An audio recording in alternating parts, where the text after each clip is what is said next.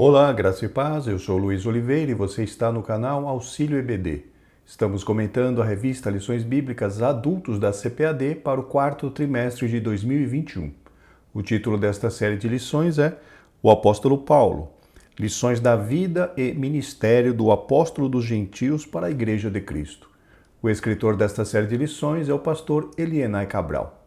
E chegamos hoje, meus irmãos, à lição de número 4, que tem por título Paulo, a vocação para ser apóstolo.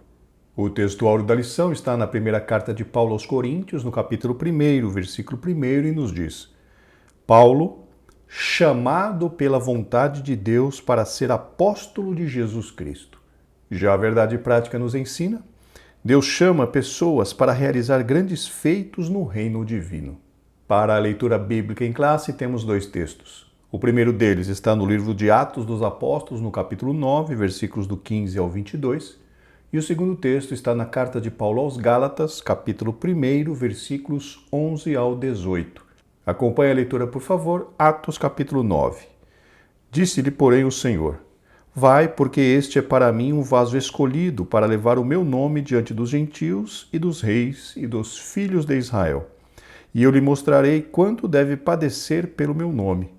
E Ananias foi e entrou na casa e, impondo-lhe as mãos, disse: Irmão Saulo, o Senhor Jesus, que te apareceu no caminho por onde vinhas, me enviou para que tornes a ver e sejas cheio do Espírito Santo. E logo lhe caíram dos olhos como que umas escamas, e recuperou a vista. E levantando-se foi batizado. E tendo comido, ficou confortado. E esteve Saulo alguns dias com os discípulos que estavam em Damasco.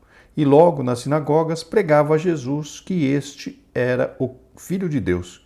E todos os que o ouviam estavam atônitos e diziam: Não é este o que em Jerusalém perseguia os que invocavam este nome, e para isso veio aqui, para os levar presos aos principais dos sacerdotes?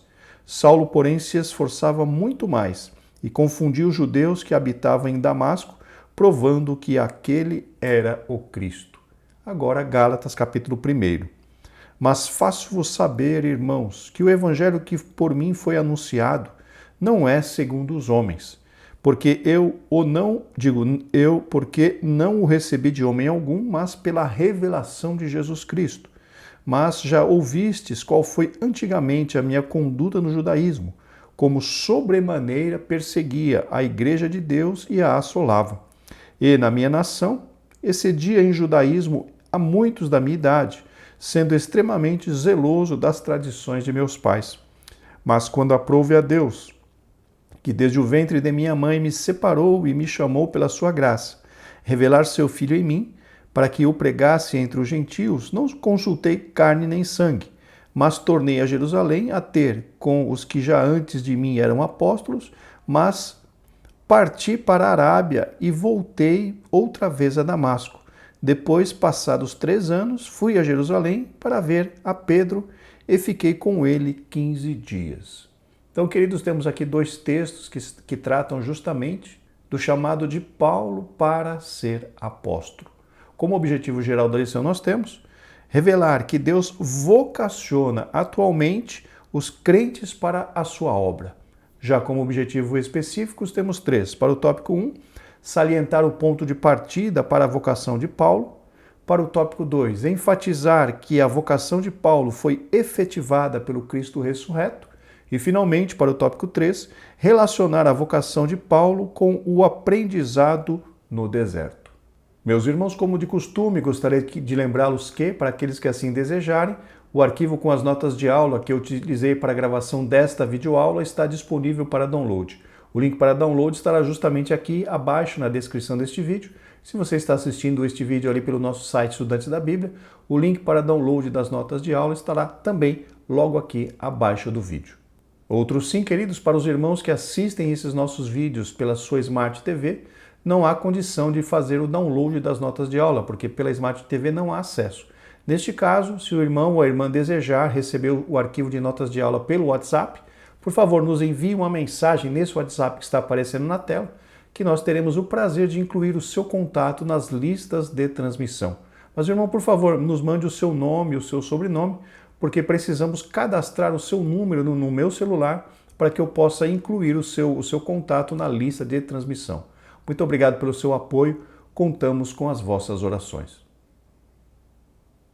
Isto posto, queridos, vamos então para o comentário. Introdução. Nesta lição estudaremos a respeito da vocação de Paulo para o santo apostolado. Meus irmãos, conforme nós estudamos em lições anteriores, o termo vocação significa chamado, ou seja, se alguém é vocacionado para algo, este alguém está sendo chamado para executar um ministério para Deus. E foi exatamente o que aconteceu ali com Paulo. Mesmo ele tendo sido escolhido por Deus desde o ventre da sua mãe, como nós lemos na leitura bíblica em classe, o seu chamado para ser apóstolo foi justamente na sequência desse encontro que o Senhor Jesus teve com ele ali no caminho de Damasco. Então, quando se vê ou quando se lê vocação, nada mais é do que o chamado de Deus para executar, para exercer algum ministério. Veremos o ponto de partida da sua vocação e de sua escola de formação no deserto da Arábia. Ou seja, aqui o comentarista está nos dando uma visão geral dos temas que nós trataremos durante esta lição. Assim, teremos uma visão geral de como Deus usa o tempo e as circunstâncias para formar um ministério útil para o reino de Deus. Aqui, meus irmãos, o comentarista usa uma palavra bastante interessante. Ele diz formar um ministério útil. E é muito importante nós entendermos, queridos, que um ministério, ele é formado, ele é construído, ele é aperfeiçoado através da ação do Espírito Santo vivificando a palavra, somado ao nosso esforço em nos submetermos à direção de Deus para as nossas vidas. Então notem que ninguém recebe um ministério de Deus, um ministério pronto. Todos os ministérios, eles precisam ser construídos, trabalhados, aperfeiçoados através da ação do Espírito Santo, como eu já mencionei, aliada ao esforço de cada um de nós, tanto no crescimento espiritual, quanto no crescimento intelectual e principalmente na nossa sujeição, de nós nos submetermos à ação e à direção do Espírito Santo, para que ele nos ajude a formar esse ministério.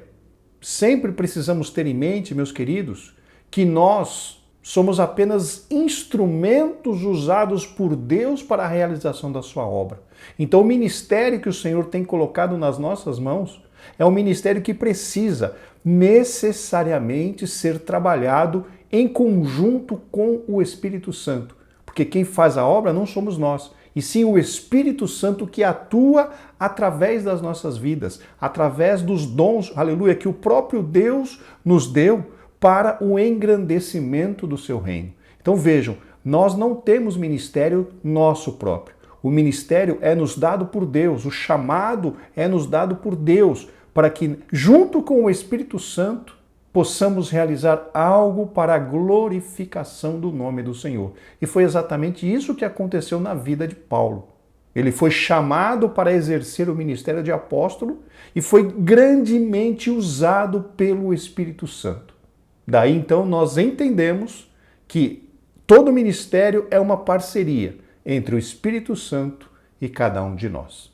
Como ponto central da lição nós temos, Deus chama para a sua obra. Realmente, meus irmãos, Deus tem chamado os seus servos para realizar a sua obra. É verdade também que, infelizmente, poucos são aqueles que têm dado ouvidos ao chamado do Senhor. Que esta aula, queridos, possa nos conscientizar de que o Senhor ainda chama homens e mulheres para realizar a sua obra na terra. Chegamos agora ao ponto 1, ao tópico 1, o ponto de partida para a vocação de Paulo, ou seja, para o chamado de Paulo. Subtópico 1, chamada e presciência divina. A vocação ou o chamado de Paulo foi estabelecido segundo a presciência de Deus.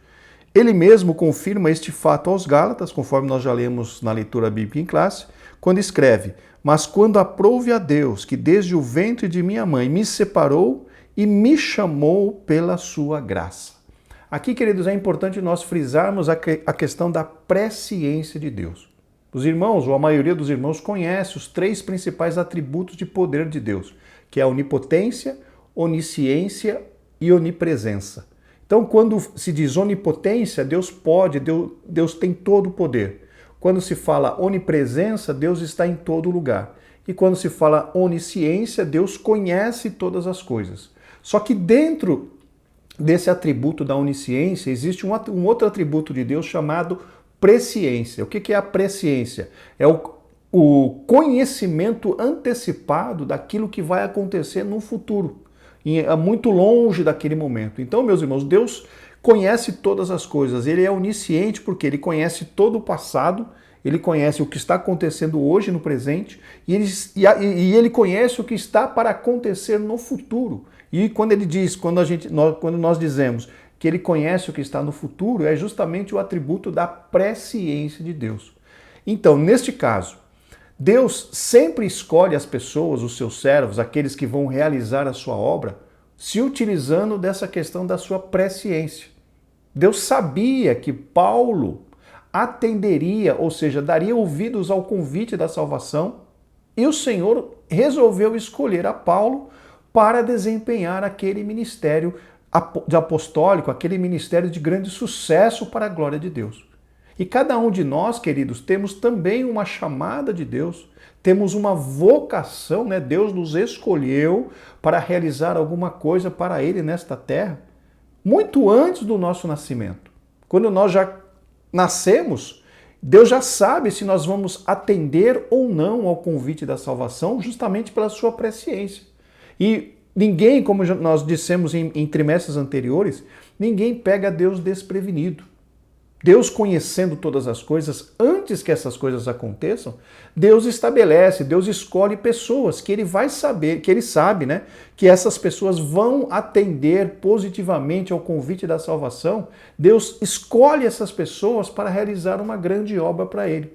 E foi exatamente o que aconteceu com a vida de Paulo. Deus, sabendo que ele ia atender positivamente naquele encontro com o Senhor Jesus Cristo ali no caminho de Damasco, Deus o havia escolhido para realizar uma grande obra para o Senhor. Então, meus irmãos, ficamos atentos, porque certamente Deus tem escolhido cada um de nós para realizar uma grande obra para Ele nesta terra, enquanto nós estamos vivendo. Pode ser que ainda não tenha chegado o tempo do teu chamado. Pode ser que ainda não tenha cumprido o tempo que nós chamamos de vocação, que é o momento em que o Senhor vai te chamar para realizar uma grande obra. E até que isso aconteça, qual é a nossa sugestão, qual é o nosso conselho? Verifique os dons que você tem, querido. Verifique os dons que a irmã desenvolve, a irmã sente que tem no seu coração. E comece a trabalhar, comece a desenvolver estes dons. Por quê? Se Deus te deu um dom, se Deus te deu uma facilidade, um desejo de fazer alguma coisa para Ele, isso significa que Ele tem uma grande probabilidade de ter um chamado para você exercer um ministério exatamente se utilizando deste dom. Por exemplo, no caso de um professor de escola dominical, normalmente quem nos assiste, a maioria daqueles que nos assistem são professores da escola dominical. Nós não podemos esperar um chamado do pastor para começarmos a nos preparar. Se nós temos o desejo de dar aula, se nós temos o desejo de trabalhar nessa área da igreja, nesse ministério da igreja, que é a educação cristã, a educação, o ensino da Bíblia, nós temos que nos preparar antes, nós temos que desenvolver o dom recebido por Deus, para que no momento em que nós formos chamados, nós já estejamos preparados. Nós não podemos, queridos, esperar para nos preparar apenas depois que somos chamados. Por quê? Porque aí perderemos muito tempo.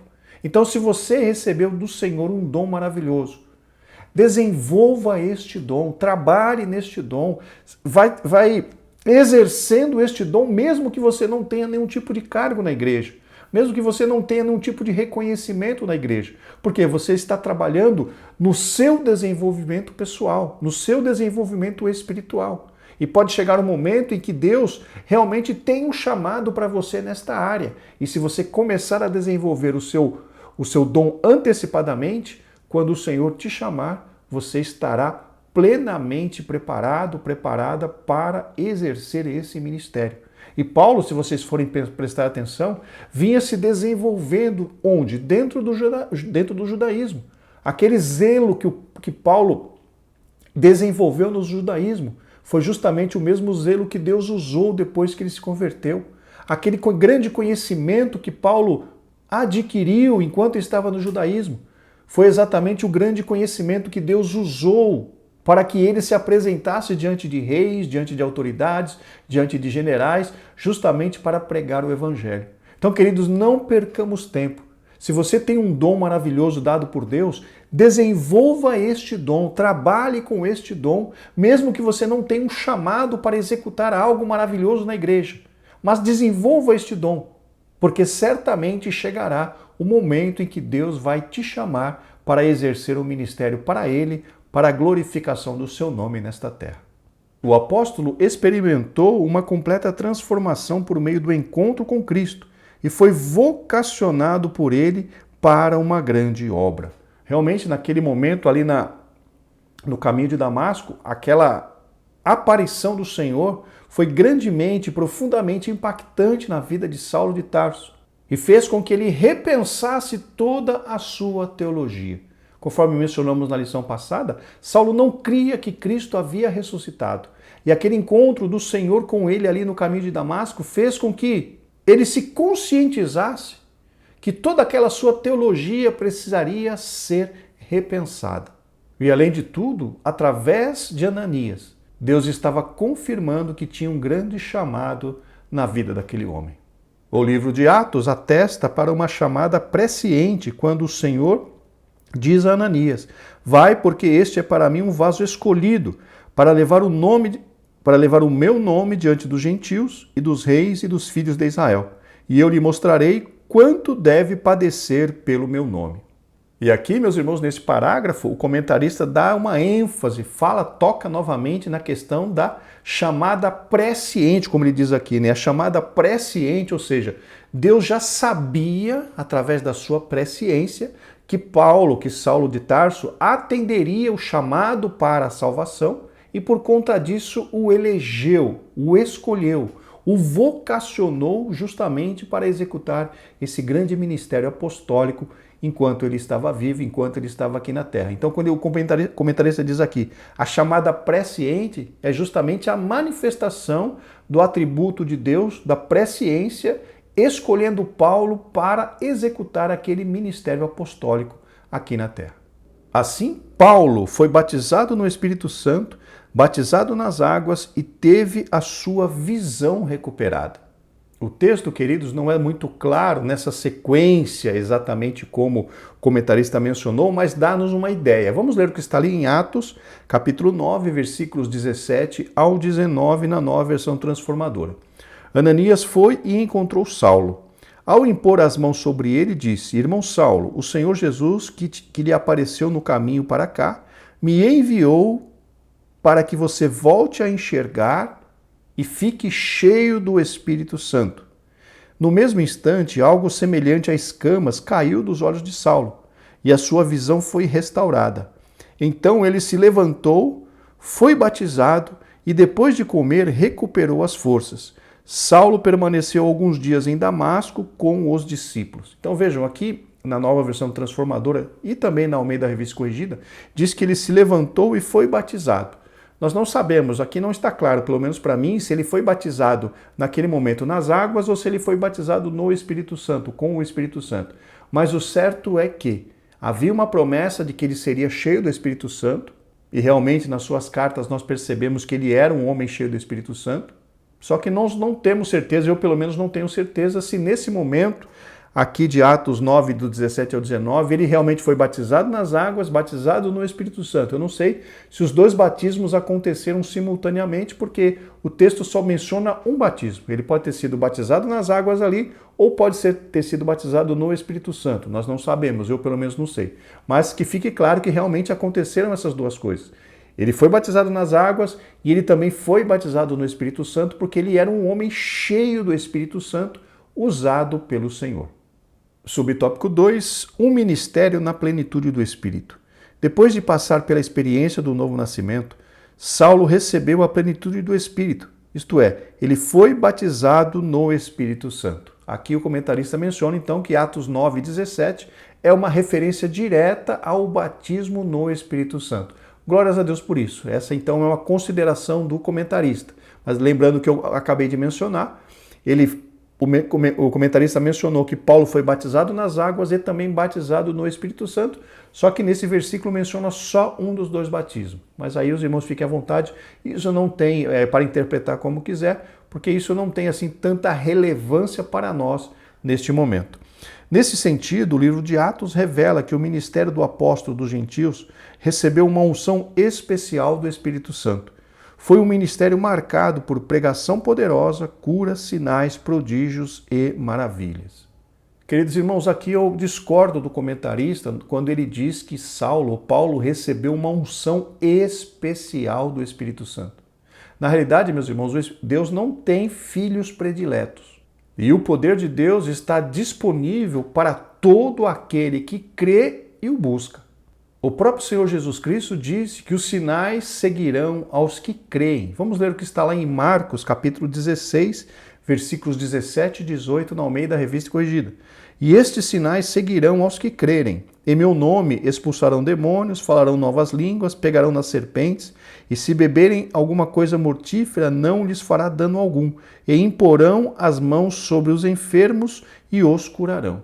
Então vejam, eu não sou a favor, eu não concordo com essa questão de que alguns colocam, que uns recebem uma unção especial diferente do que outros. Irmãos, o poder de Deus está disponível para todos aqueles que creem e o buscam. Deus não tem filhos prediletos. Deus não dá mais para uns do que em relação a outros. O poder de Deus, a unção está disponível a todos aqueles que se dedicam a buscar, que creem e querem realmente, abre aspas, pagar o preço. O que aconteceu na vida de Paulo, no meu entendimento, é que ele tinha um ministério excelente para ser executado para Deus e ele dedicou-se de corpo, alma e espírito a cumprir este grande ministério recebido da parte de Deus.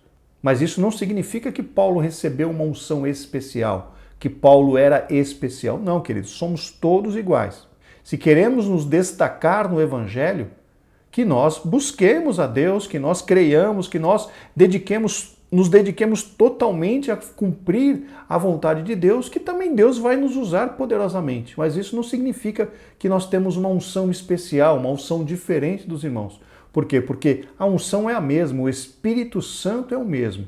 Se nós buscarmos, nós com certeza o encontraremos. Se nós nos sujeitarmos a Ele, Deus nos usará cada vez mais, como aconteceu com Paulo. Então eu não concordo com essa questão de Paulo ter recebido uma unção especial. A unção está disponível para todos nós.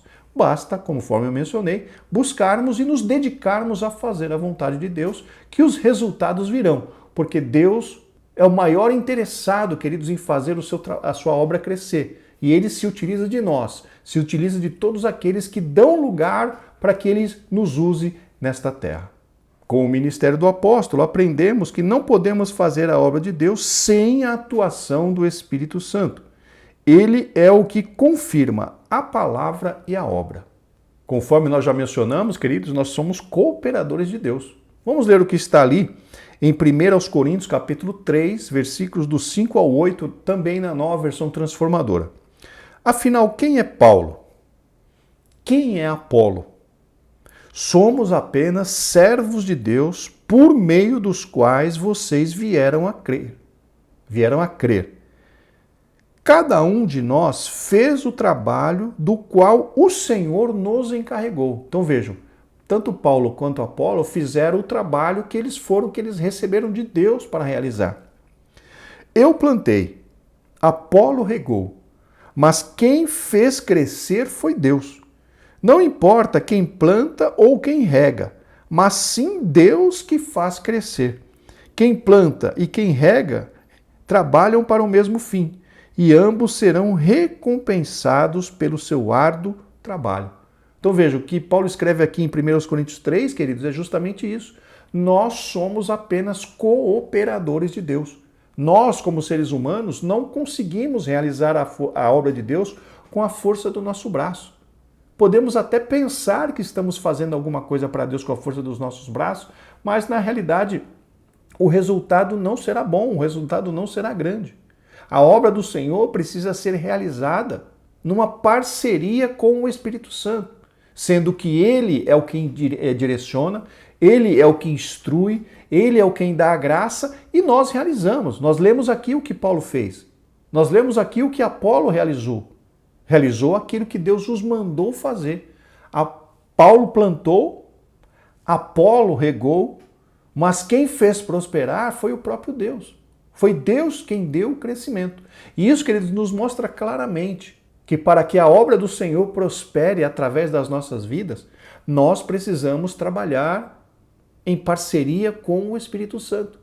O Espírito Santo nos orientando, o Espírito Santo nos dirigindo, o Espírito Santo nos inspirando e nós realizando a obra e nós fazendo aquilo que Ele está mandando. Nunca podemos pensar que nós, com o nosso entendimento, com a força do nosso braço, nós realizaremos grandes coisas para Deus. De forma alguma. As grandes realizações para Deus, elas se dão quando o Espírito Santo nos usa para fazer isso. Quando o Espírito Santo planeja, quando o Espírito Santo está na frente, quando o Espírito Santo está indicando o caminho a ser seguido. O próprio apóstolo Paulo viveu isso durante o seu ministério. Nós comentamos isso em aulas anteriores. Ele queria ir para alguns lugares e a Bíblia diz ali em Atos dos Apóstolos que o Espírito do Senhor Jesus Cristo não permitiu que ele fosse para aqueles lugares. Por quê? Porque o Espírito Santo queria que ele fosse para a Macedônia. Lá na Macedônia, o Espírito Santo tinha uma obra para Paulo e não onde ele decidiu ir, que o Espírito Santo o impediu. E esse exemplo nos mostra que nós, irmãos, que podemos atrapalhar, entre aspas, o trabalhar do Espírito Santo quando nós não damos ouvidos a eles. Nós precisamos estar sensíveis à voz do Espírito Santo até para trabalhar para Deus. Até para buscar orientação de onde é que nós temos que trabalhar, onde é que nós temos que evangelizar, qual é o tipo de trabalho que nós precisamos fazer. Por quê? Porque quem é o dono, quem precisa estar na frente da obra de Deus, é justamente o Espírito Santo, pois é Ele quem conhece todas as coisas. Subtópico 3. Deus mudou o nome de Saulo para Paulo? Na Bíblia, vemos ocasiões em que Deus mudou o nome de pessoas. Abrão para Abraão, lá em Gênesis 17, Jacó para Israel, lá em Gênesis 35, como Jesus alterou o nome de Simão para Pedro, ali em Marcos 3, ou então João 1. Entretanto, isso não se deu com o nome do apóstolo Paulo. Não há qualquer menção disso na Bíblia, o que explica a mudança de ênfase do nome de Saulo para Paulo é a origem do apóstolo. Isso, irmãos, precisa ficar muito claro para os irmãos. O nome Saulo, que é o aportuguesado de Saul, remonta na sua origem judaica, ou seja, o nome Saulo é um nome judaico, é um nome judeu. Já Paulo, o aportuguesado de Paulus em latim, sua cidadania romana. Então vejam, o nome Saulo era um nome judeu. O nome Paulo era o seu nome romano. E como ele desenvolveria o seu ministério entre os gentios, nada mais natural de que ele usar o seu nome romano, Paulo. Então é por isso que, ao invés de usar o nome judeu Saulo, ele usava o nome romano Paulo. Por quê? Porque a maior parte, durante o maior tempo do seu ministério, foi executado entre os gentios. E por isso, então, que ele escolheu o nome Paulo, ser tratado como Paulo. Como diz aqui, como o ministério do apóstolo buscava alcançar os gentios, o nome Paulo foi naturalmente usado no trabalho missionário e consequentemente nas estruturas canônicas. Inclusive, meus irmãos, nós vemos até uma questão delicada num próprio hino da nossa harpa cristã. Tem um hino da nossa harpa cristã que fala, que nos dá a entender que Saulo foi transformado em um Paulo. E justamente o hino Uma Flor Gloriosa. Ele tem uma estrofe que diz assim: muito zeloso pela lei foi Saulo, perseguia o povo de Deus, mas transformado foi em um Paulo, pois achou ele a rosa dos céus. Vejam, aqui neste hino, que é uma flor gloriosa, está dizendo que o Saulo foi transformado em Paulo. mas conforme o comentarista mencionou, não há evidências bíblicas a esse respeito. Tanto Saulo quanto Paulo são os nomes da mesma pessoa, só que um é judeu, o outro é o nome romano. E Paulo decidiu, conforme nós já falamos e já lemos, usar o nome Paulo, por quê? Porque ele estaria exercendo o seu ministério entre os gentios. Então vocês vejam que até dentro da harpa cristã nós encontramos algumas tendências, né, que não correspondem com a verdade bíblica. Devemos ter bastante cuidado com isso. Eu não estou querendo dizer, meus irmãos, que o hino é ruim, é feio. Não, o hino é lindo, é maravilhoso. Só que tem esta incorreção. Saulo não foi transformado em um Paulo. Não houve essa transformação no que diz respeito a nomes, porque os dois nomes se referem à mesma pessoa. Chegamos agora ao tópico 2, uma vocação efetivada pelo Cristo ressurreto. Subtópico 1. Saulo viu o esplendor glorioso do Cristo ressurreto. Não foi uma miragem nem uma ilusão de ótica, mas Saulo viu realmente o Cristo ressurreto a quem ele perseguia. Esta visão gloriosa ofuscou seu orgulho ante as autoridades judaicas e foi definitiva para a vida daquele que, mais tarde, seria o embaixador de Cristo entre os gentios. Meus irmãos, nós tivemos assim uma pequena orientação a respeito desse tema de Saulo ter visto ou não o Senhor Jesus Cristo ali no caminho de Damasco. Eu passei para os irmãos o meu entendimento em relação a isso e durante esta semana recebemos 2 mensagens ali no vídeo, no YouTube, a respeito de 2 irmãos, na verdade um irmão e uma irmã, apresentando 2 versículos que talvez pudessem indicar que realmente Saulo tivesse visto o Senhor Jesus Cristo ali. O primeiro deles está ali em Atos 9, 27, quando é o testemunho de Barnabé.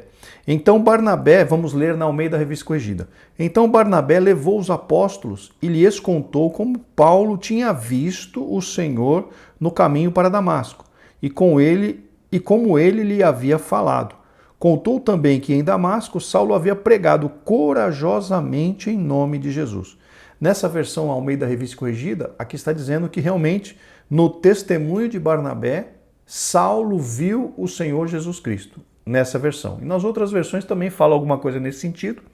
E eu confesso aos irmãos que eu fui procurar no original, no grego, porque o Novo Testamento foi escrito em grego. Eu fui procurar no grego o significado desta palavra aqui de Atos 9, 27, e realmente um dos significados dessa palavra é justamente esse, que ele viu realmente o Senhor, viu com os olhos. Mas existe um outro significado desta palavra, que é já no sentido figurado, que alguma coisa deu a entender que era uma pessoa.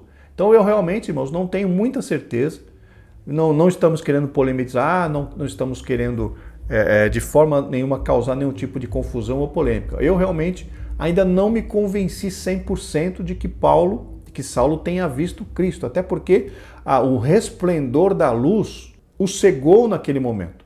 Então, se formos olhar só por essa questão, já seria difícil Saulo enxergar Jesus, porque o resplendor da luz já o cegou. Então, no meu entendimento, eu ainda vou continuar pesquisando, eu não vou afirmar que sim nem que não. Os irmãos fiquem à vontade.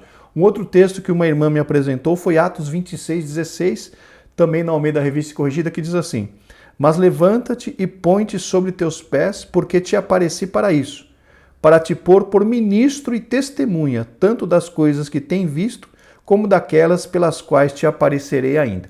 Então aqui também, em Atos 26, 16, a palavra no grego que diz aqui, né, porque te apareci para isso, ou te apareci aí também no grego, ele não dá assim uma ênfase, não dá assim vamos dizer assim, uma explicação muito clara, uma garantia de que viu com os olhos, e sim dá uma ideia de que deu a entender que estava vendo a Cristo. Não era algo efetivo, mas era algo figurado nessa questão. Então os irmãos fiquem à vontade, os professores querem afirmar que ele viu o Senhor Jesus Cristo, fiquem à vontade, querem afirmar que ele não viu, fiquem à vontade, porque eu realmente não estou ainda 100% convencido.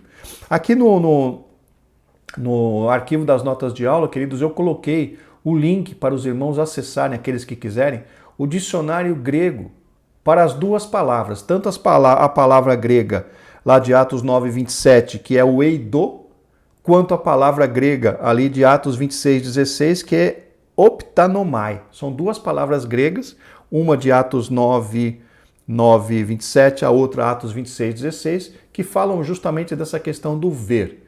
Os irmãos querendo consultar o significado dessas palavras num dicionário de grego da internet, os irmãos baixem as nossas notas de aula, que eu tenho o endereço, eu tenho o link para as duas páginas, para as páginas, né, do dicionário que explicam as duas palavras.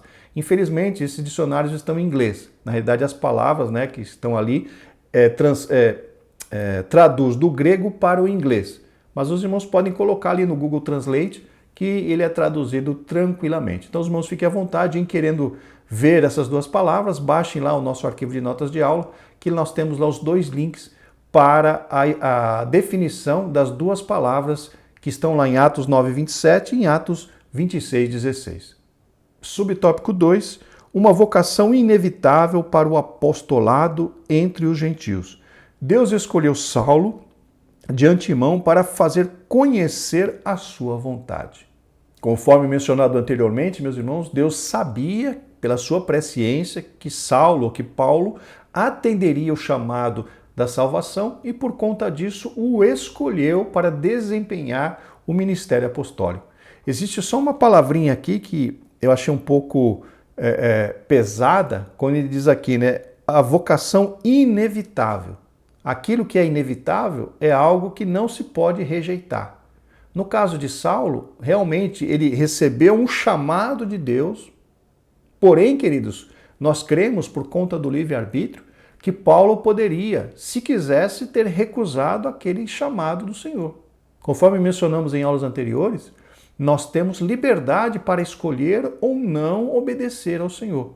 Então eu acredito, no meu entendimento, esta palavrinha inevitável, ela está fora de lugar. Por quê? Porque todos nós temos a liberdade de escolher obedecer a Deus, servir a Deus ou não. Tudo bem que nós teremos que aceitar as consequências de uma recusa em obedecer a Deus, mas nós temos liberdade de escolher. Então não é inevitável. Paulo atendeu ao convite, por quê? Porque ele não estava perseguindo a Cristo porque detestava a Cristo. Ele estava perseguindo a igreja de Cristo porque ele entendia que aquilo era uma ameaça para o verdadeiro judaísmo. E quando ele descobriu, a ele foi revelado que o Senhor Jesus Cristo havia ressuscitado dos mortos, como os seus discípulos haviam dito, aí, queridos, ele não teve mais nenhum argumento. Ele foi desmontado diante do Senhor Jesus Cristo e aí, por conta da sua lógica e do reconhecimento de que realmente o Senhor Jesus Cristo havia ressuscitado, ele entendeu que tudo aquilo que ele ouviu do Evangelho era a verdade. E aí, queridos, ninguém pode ir contra a verdade. Paulo, como era inteligente e crendo, recebendo aquele impacto daquele encontro com o Senhor Jesus Cristo ali no caminho de Damasco, ele se rendeu aos pés do Senhor Jesus Cristo. Mas é importante nós lembrarmos que não é inevitável. Nós temos liberdade de escolher se queremos ou não servir a Deus. Qual era a vontade dele para Saulo? Torná-lo um embaixador de Cristo, um pregador do Evangelho. E aqui, meus irmãos, podemos citar um detalhe bastante importante. Paulo, ou Saulo, na época, quando ele era um perseguidor da igreja, ele empregava todas as suas forças. Ele se dedicava completamente àquela obra de perseguir os servos do Senhor Jesus Cristo, porque ele tinha aquela doutrina como sendo um blasfema, como sendo uma afronta ao judaísmo. E vejam, Deus, quando o chamou para o apostolado, estava contando que Saulo se utilizaria do mesmo zelo, da mesma dedicação que ele usou para perseguir a igreja de Cristo, ele usaria também para anunciar o nome de Cristo. Veja então, Saulo estava se preparando para exercer o ministério apostólico, mesmo que antes de conhecer a Cristo, ele se colocou como um perseguidor da igreja de Deus. Deus se utilizou dessas virtudes de Paulo justamente para fazer com que o seu evangelho, o seu reino fosse expandido por todo o mundo conhecido de então. Glórias ao nome do Senhor para sempre. Não por acaso, as várias cartas do apóstolo às igrejas plantadas por ele eram assim identificadas: Paulo, apóstolo de Jesus Cristo, pela vontade de Deus. Realmente, Paulo foi escolhido para desempenhar o ministério apostólico justamente por conta da vontade e da eleição de Deus para a sua vida. O apóstolo não foi ordenado em Jerusalém, nem por uma comissão de apóstolos formada por Pedro, João e Tiago, ou por outros apóstolos de Cristo. Aqui, meus irmãos, realmente, Paulo não foi separado para apóstolos ali em Jerusalém, mas sim ele foi escolhido pelo próprio Deus. Aqui, o comentarista cita Pedro, João e Tiago. Lembrando que esse Tiago que está aqui não era o Tiago, irmão de João, porque Tiago, irmão de João, já tinha sido morto. Esse Tiago que está falando aqui é o Tiago, irmão do Senhor, que pelo que me consta, ele não era considerado apóstolo. Por quê? Porque eram 12 apóstolos, os irmãos se lembram. Depois, quando Judas Iscariotes traiu o Senhor Jesus Cristo, se enforcou. Aí os discípulos, os apóstolos, elegeram quem? Se eu não me engano, foi Matias. Matias foi eleito para ocupar o lugar de Judas Iscariotes. Então, o ministério apostólico era aqueles 12. Tiago, que era o irmão mais novo do Senhor Jesus Cristo, que depois se tornou o líder da igreja em Jerusalém, em nenhum ponto da Bíblia nós encontramos que ele foi considerado como apóstolo. Ele era o líder da igreja de Jerusalém, porém ele não era considerado apóstolo, porque Matias é quem foi colocado no lugar de Judas Iscariotes. Então fique bastante claro esse pequeno detalhe, que esse Tiago era o irmão do Senhor, o líder da igreja em Jerusalém, mas ele não era considerado apóstolo, porque eu não encontrei nenhuma menção bíblica a respeito de Tiago, irmão do Senhor, ser considerado ou ser incluído no rol dos apóstolos de Cristo.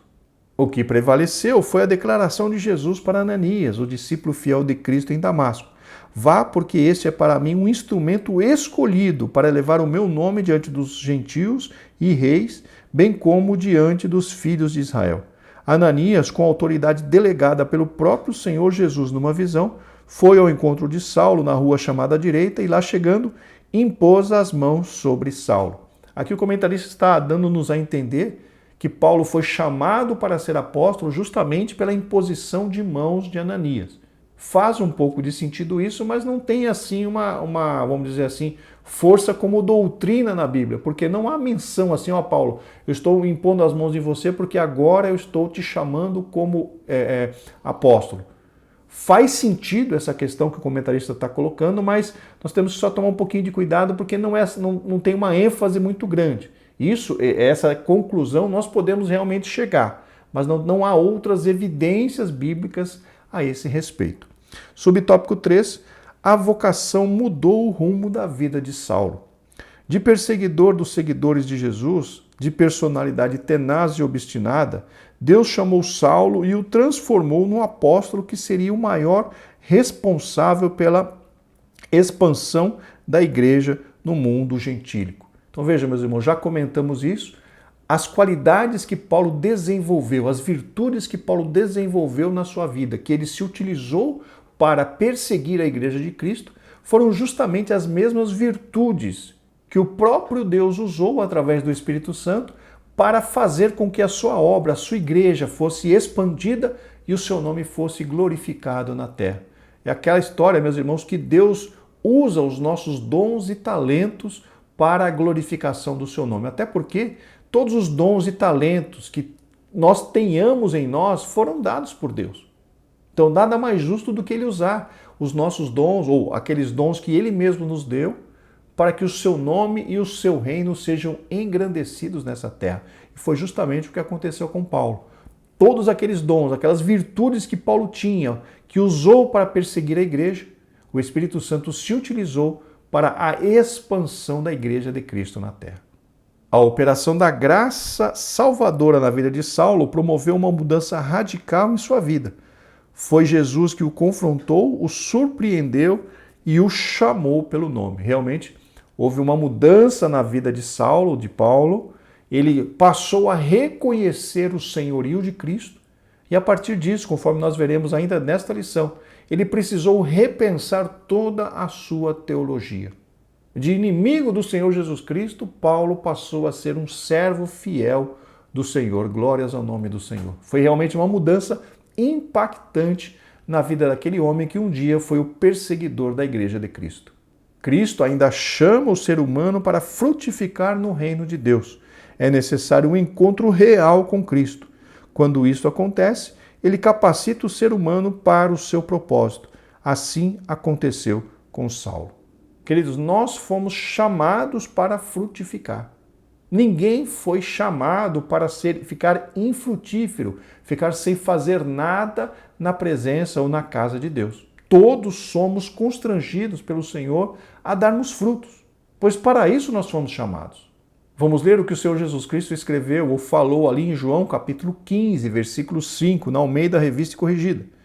Eu sou a videira, aqui é o Senhor Jesus Cristo falando, eu sou a videira, vós as varas.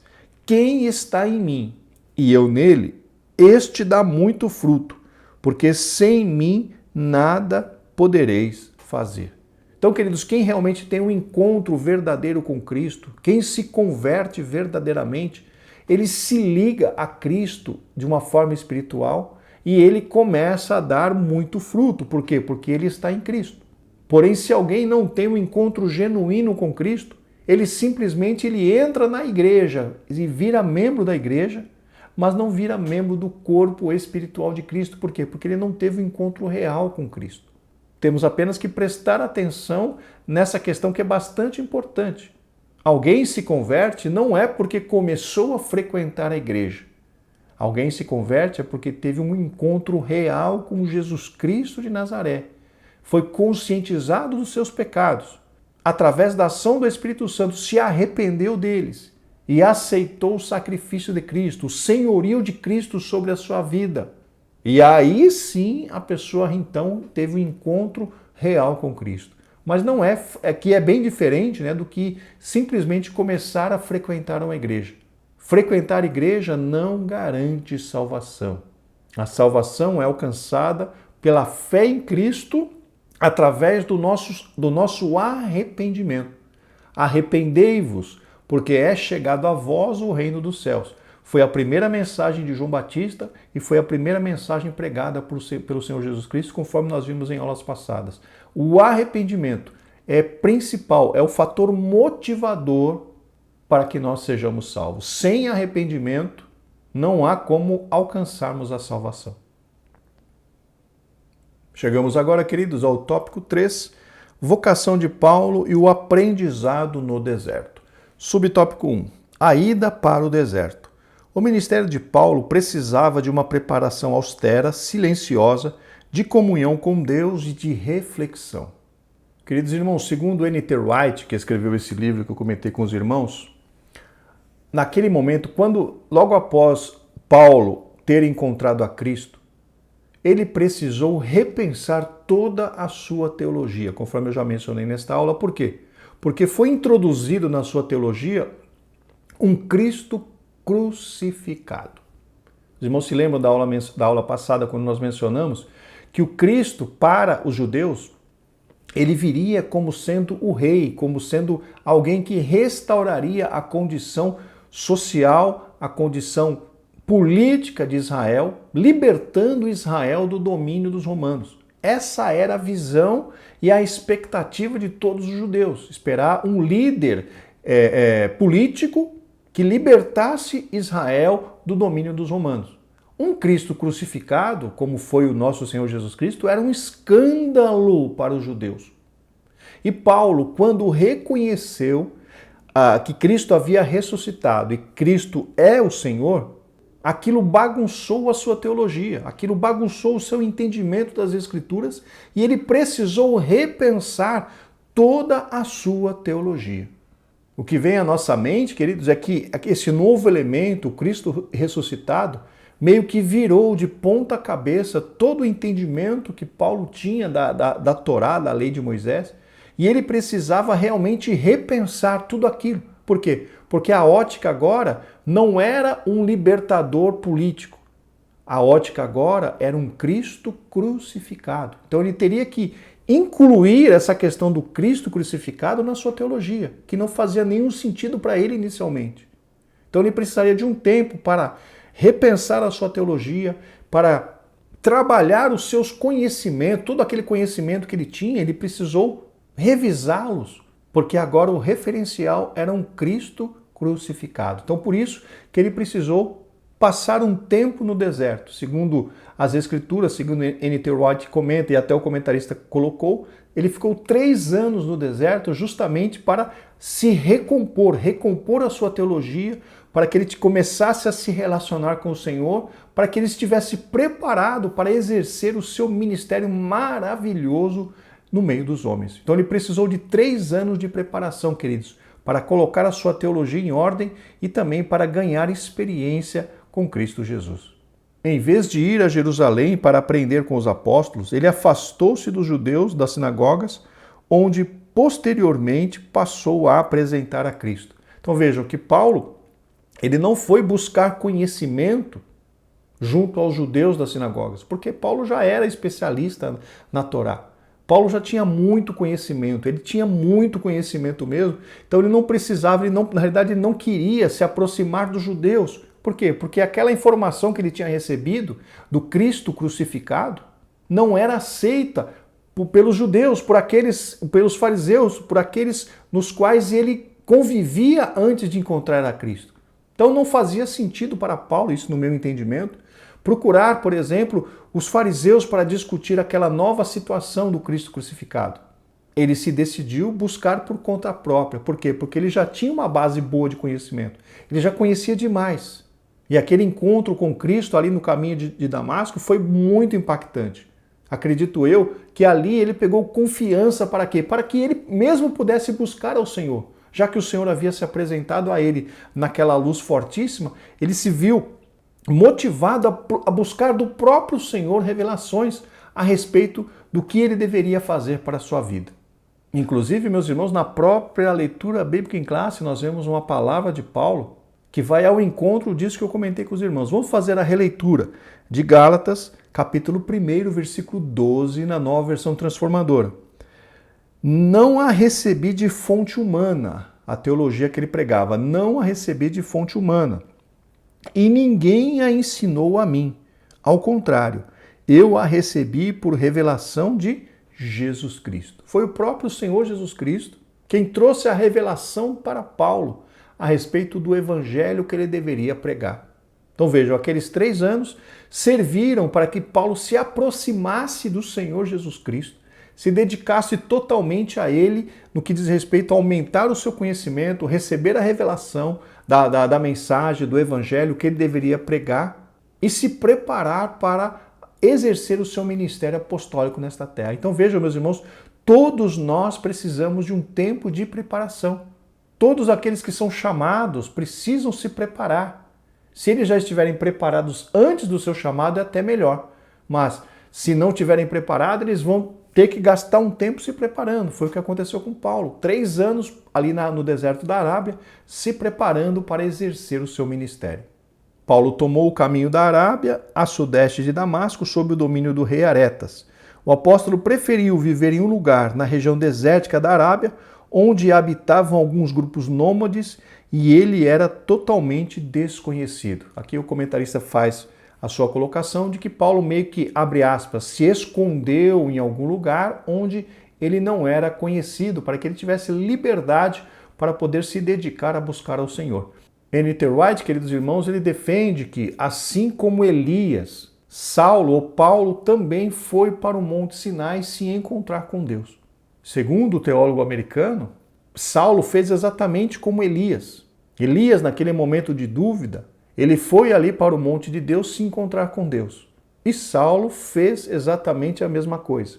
Quando ele recebeu aquela revelação de quem era Cristo, que Cristo havia ressuscitado, ele se viu totalmente desorientado.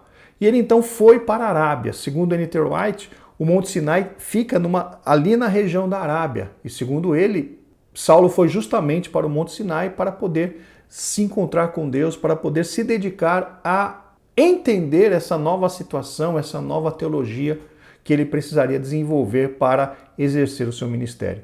Não há evidências bíblicas a respeito dessa questão do Sinai, mas eu achei interessante em trazer para os irmãos. Conforme eu mencionei, queridos irmãos, esse livro é bastante rico em informações. Tem informações que nós não encontramos assim claramente na Bíblia, mas esse irmão, esse pastor, Ele é um estudioso muito dedicado e os seus textos são excelentes. Se você puder comprar o livro, eu acredito que será uma grande aquisição. Ficamos felizes, irmãos, porque alguns irmãos nos deram retorno de que compraram o livro por conta das nossas indicações. Temos recebido alguns retornos positivos, que os irmãos estão gostando do livro. Então, se vocês quiserem, eu tenho certeza que vai enriquecer o seu conhecimento em muitas coisas. Então, tudo isso que eu estou falando, nós encontramos nesse livro. São os estudos, são as definições, são as descobertas, né, do escritor N.T. Wright, que vem enriquecer um pouco as nossas aulas. Essa questão de Saulo se utilizar das experiências de Elias para conduzir o seu ministério faz muito sentido, apesar de que não há muita evidência bíblica a respeito disso, mas faz muito sentido isso que o N.T. Wright está colocando. Então, para ele, Saulo foi para o Monte Sinai justamente para buscar a Deus à semelhança do que fez o profeta Elias. E lá, com certeza, ele achou o Senhor, porque conforme nós lemos em Gálatas 1, o próprio Senhor Jesus Cristo revelou a ele, revelou a Paulo, o ministério, ou o mistério do Evangelho, a mensagem que ele deveria pregar enquanto exercia o seu ministério na terra. Subtópico 2, as lições do deserto.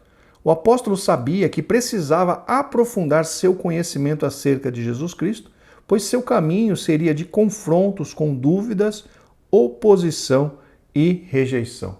Realmente, meus irmãos, conforme comentamos, a inserção daquele novo ponto, que era o Cristo crucificado, mudava completamente a teologia que Paulo havia acreditado e praticado até então. E realmente, conforme nós já mencionamos, ele precisou parar um tempo para entender o que aquela nova revelação iria mudar no seu entendimento das Escrituras, no seu entendimento ali da lei de Moisés, dos Salmos e também dos profetas. E foi justamente isso que ele fez. 3 anos, ele ficou ali estudando, se dedicando completamente a buscar entendimento da parte do Senhor Jesus Cristo e o recebeu, conforme nós lemos. Gálatas 1 fala claramente que o evangelho que ele estava pregando não foi através de ensinamento, ele não aprendeu de homem algum, mas exatamente pela revelação do próprio Senhor Jesus Cristo na vida dele. Então, foi para o deserto da Arábia e ficou 3 anos aproximadamente entre a sua conversão e o seu retorno a Jerusalém. Realmente 3 anos, conforme nós mencionamos. Esse período serviu para Paulo reavaliar a si mesmo diante de Deus, suas crenças e convicções judaicas, confrontando-as com a revelação da graça de Deus em Cristo Jesus, como nós mencionamos umas 2 ou 3 vezes já nesta lição. Assim, Paulo se preparou para explicar sua vocação aos líderes da igreja em Jerusalém. A sua vocação, no caso, seria o seu chamado. Paulo foi chamado para pregar aos gentios e a mensagem que ele usava para pregar aos gentios, essa mensagem não foi entendida pelos judeus ali de Jerusalém. Por quê? Porque os judeus em Jerusalém ainda estavam com aquela mente de que o evangelho era simplesmente para os judeus. Aqueles dos gentios que aceitassem a Cristo precisariam cumprir a lei de Moisés. Então vejam que Paulo até nessa questão teve grande combate com os crentes de Jerusalém. Por quê? Porque eles queriam que aqueles que se convertessem guardassem a lei de Moisés. Só que Paulo nos explicou claramente, queridos irmãos, que aqueles que aceitam Cristo não precisam cumprir a lei. Por quê? Porque a lei é Cristo. Quem aceita Cristo já vai viver em relação a Cristo e não pode seguir a lei. Porque quem circuncidasse, teve uma passagem bíblica que Paulo disse assim, se alguém se circuncidar, ele será obrigado também a cumprir toda a lei.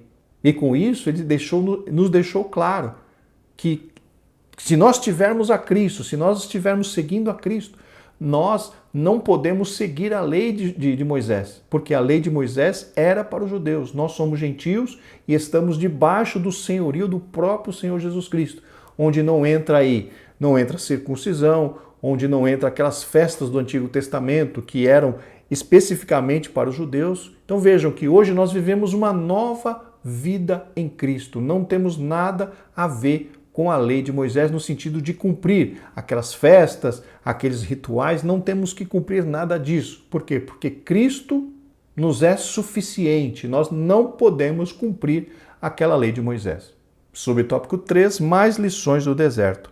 Saulo passou a usar o seu nome romano Paulo, com o qual se tornou conhecido em seu ministério, conforme nós mencionamos. O nome Paulo era para se tornar mais fácil, né, não se tornar mais fácil, mas era mais comum. Por quê? Porque ele exerceria seu ministério entre os gentios e não entre os judeus. Então, nada mais lógico do que ele usar o seu nome romano para isso.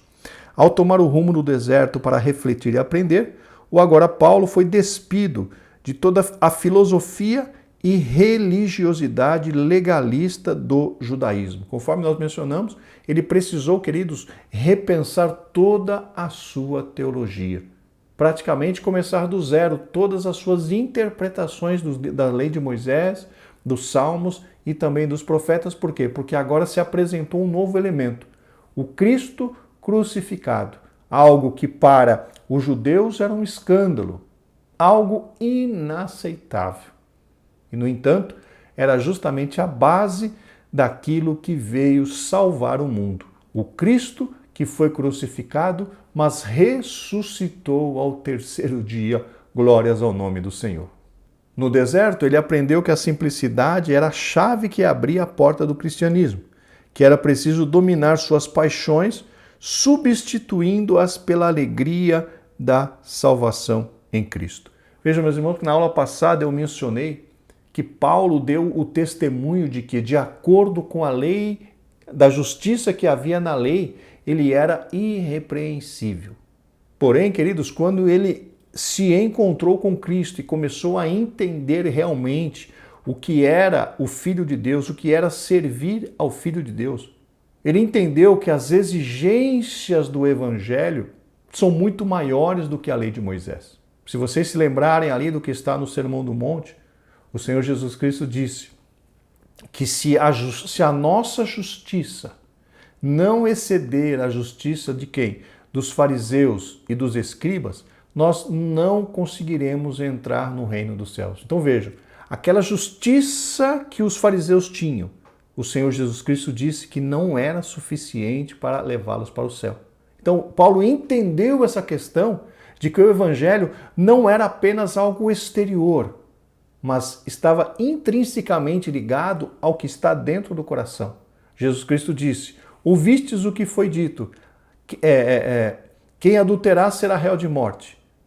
Mas aí Jesus Cristo diz: porém eu vos digo, se alguém atentar para uma mulher para a cobiçar, já em seu coração cometeu adultério.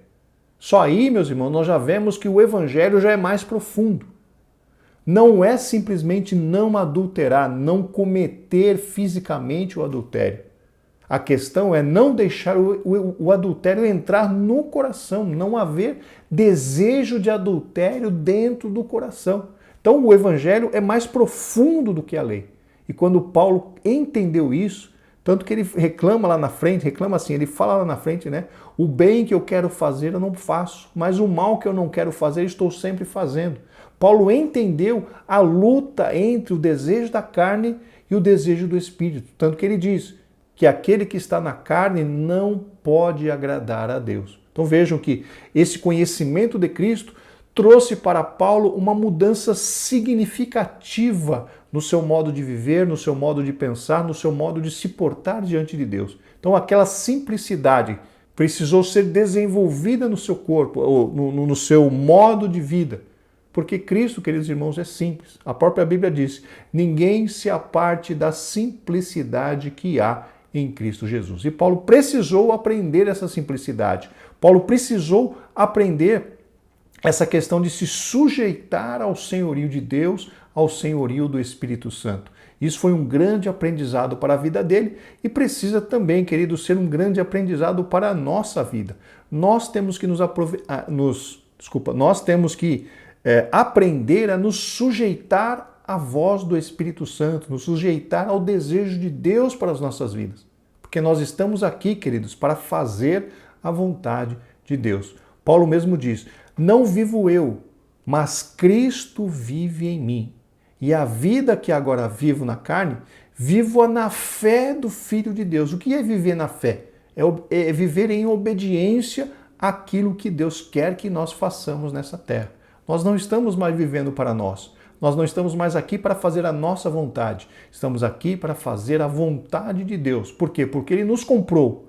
Ele nos deu a oportunidade de nós entrarmos na família de Deus. E nós, queridos, somos constrangidos pelo Espírito Santo a ser obedientes a esse Deus maravilhoso, que não poupou nem o seu Filho para nos dar a oportunidade da salvação. Ele também aprendeu que a imensidão do deserto esmaga o poder e a fraqueza do homem. Agora ele só pode depender de Deus. Ele mesmo disse, queridos, que tudo aquilo que ele tinha, ele considerava como esterco, como algo sem valor, para que ele pudesse ganhar a Cristo. Isso nos mostra claramente a total dependência de Paulo. O objetivo de Paulo, queridos, era ganhar a Cristo. O objetivo de Paulo era se tornar como Cristo. O objetivo de Paulo era fazer a vontade de Deus. E esses, queridos, também devem ser os nossos objetivos. Nos tornar como Cristo, ganharmos a Cristo e obedecermos a Cristo em todas as questões. Esses precisam ser os nossos objetivos como servos de Deus nesta terra. E Paulo foi muito feliz nas suas escolhas. Por quê? Porque ele, por conta do seu esforço, por conta do seu trabalho, ele foi grandemente usado por Deus. E hoje temos em mãos esta maravilha que é o Novo Testamento, que tem 13 cartas escritas por este homem que foi grandemente usado por Deus para a expansão do Evangelho em todo o mundo de então. Glórias ao nome do Senhor, queridos. É maravilhosa a vida deste homem de Deus.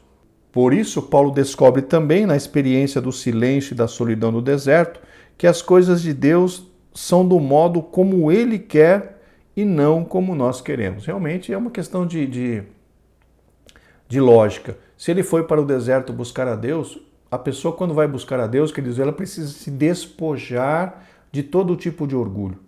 Ela precisa deixar de lado todo tipo de orgulho. A pessoa precisa se humilhar diante do Senhor. A própria Bíblia diz, humilhai-vos debaixo da potente mão de Deus. Então quem busca o Senhor, precisa buscar o Senhor na condição de indigno, de alguém que vai buscar a graça e a misericórdia de Deus. Tudo bem, o escritor aos Hebreus diz que nós temos que entrar entrar no Santo dos Santos através do sangue de Jesus com ousadia. Mas essa ousadia não é quebrando tudo. A ousadia é estar justamente em entrar dentro do Santo dos Santos, mas com o espírito correto, em humildade, em humilhação, sabendo, queridos, que nós não temos merecimento, nós não somos merecedores de entrar ali, mas é que por conta de Cristo, por aquilo que Cristo fez por nós, temos essa oportunidade, aleluia, temos essa oportunidade de nos apresentar dentro do Santo dos Santos, diante do Senhor, pelo sangue de Cristo Jesus, mas nós não somos merecedores. Temos que nos despojar do nosso orgulho, temos que nos despojar de tudo aquilo que nos atrapalha de nós nos aproximarmos de Deus e chegar diante do Senhor com humildade. Senhor, eis-me aqui, sou indigno, sou um miserável, mas estou aqui coberto com o sangue de Cristo, clamando pela tua graça e pela tua misericórdia. Irmãos, é maravilhoso quando nós podemos entrar na presença de Deus, podemos sentir a presença de Deus através do sangue de Cristo Jesus. É maravilhoso. Então, esse negócio da exaltação, da soberba, deixemos de lado tudo isso, porque isso nos impede de nós nos chegarmos a Deus. Paulo realmente entendeu que o caminho para se encontrar Deus é o caminho da nossa humildade, da nossa humilhação. Humilhai-vos debaixo da potente mão de Deus, é o conselho do apóstolo para nós. No deserto, Deus ensinou Paulo a ser o líder que ele precisava para expandir o seu reino. Realmente, queridos, a liderança é uma virtude que nós precisamos desenvolver nas nossas vidas. E com certeza o Deus Todo-Poderoso está interessado em nos ajudar a desenvolver essa virtude, para que em tudo o seu nome seja glorificado. Queridos, damos graças ao Senhor, pois chegamos ao final desta lição. Vamos agora para a conclusão. A grande verdade que aprendemos nessa lição é que Deus não mudou seu método para vocacionar e chamar a quem Ele quer. Para isso, Ele usa experiências muitas vezes dolorosas no deserto da vida. É preciso aguçar a nossa sensibilidade espiritual para identificarmos o chamado de Deus para a nossa vida. Conforme mencionei, Deus está interessado, queridos, em chamar pessoas para fazer a sua obra. Mas se nós percebemos que temos um dom recebido de Deus, nós precisamos desenvolver este dom, trabalhar com este talento, para que no momento em que o Senhor nos chamar para executarmos uma obra, nós estejamos preparados. Conforme eu mencionei, quem quer dar aula da escola dominical não pode esperar o pastor te escolher para estar na frente de uma sala. Comece a se preparar agora. Comece a estudar, comece a crescer no conhecimento, comece a buscar ao Senhor para que você cresça na graça e vá se preparando devagarinho. Quando chegar o momento certo, Deus vai usar o seu pastor para te chamar, para te vocacionar para estar diante de uma sala de escola dominical. Mas não espere chegar a esse momento para você se preparar. Comece agora, comece a ler a Bíblia, comece a estudar a lição, comece a buscar crescimento espiritual, crescimento no conhecimento. Para quê? Para que você vá trabalhando com o seu dom, vá aperfeiçoando aquilo que Deus colocou nas tuas mãos. Muito obrigado pela sua presença, muito obrigado por os irmãos estarem aqui até agora. Se Deus quiser, na próxima semana estaremos juntos para comentar a lição de número 5. Graça e paz, que Deus nos abençoe.